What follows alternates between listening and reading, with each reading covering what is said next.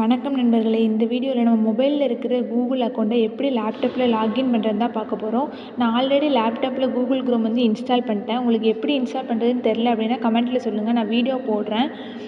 இப்போ நான் அதை கிளிக் பண்ணிக்கிறேன். எனக்கு இந்த மாதிரி தான் பேஜ் ஓப்பன் ஆச்சு. இதில் ஆடுன்ற ஆப்ஷன் இருக்கும், அதை கிளிக் பண்ணிக்கோங்க. அதை கிளிக் பண்ணி சைன்இன்ற ஆப்ஷன் ஒன்று வரும். இந்த சைன்இன்னை கிளிக் பண்ணிடுங்க.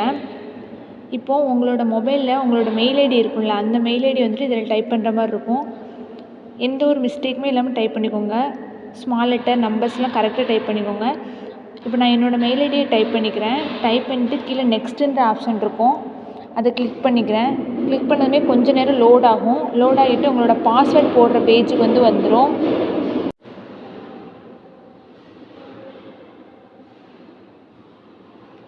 இதில் உங்களோட பாஸ்வேர்டை என்ட்ரு பண்ணுற மாதிரி இருக்கும். நீங்கள் ஆல்ரெடி உங்களோட மொபைலில் நீங்கள் கூகுள் அக்கௌண்ட்டு லாகின் பண்ணும்போது பாஸ்வேர்டு போட்டிருப்பீங்க. அந்த பாஸ்வேர்டை கொடுத்து என்ட்ரு பண்ணிக்கோங்க. என்ட்ரு பண்ணிவிட்டு கீழே நெக்ஸ்ட்டுன்ற ஆப்ஷன் இருக்கும், அதை கிளிக் பண்ணிடுங்க. இப்போது வேறு ஒரு பேஜ் ஓப்பன் ஆகும். இதில் எஸ் ஐஎம்ன்ற ஒரு ஆப்ஷன் இருக்கும், அதை கிளிக் பண்ணிடுங்க. இது உங்களோட அக்கௌண்ட் தானா அப்படின்றத செக் பண்ணுறதுக்காக தான் இது கேட்குது. இப்போது உங்களோட கூகுள் அக்கௌண்ட் உங்களோட லேப்டாப்பில் லாகின் ஆகிருக்கும்.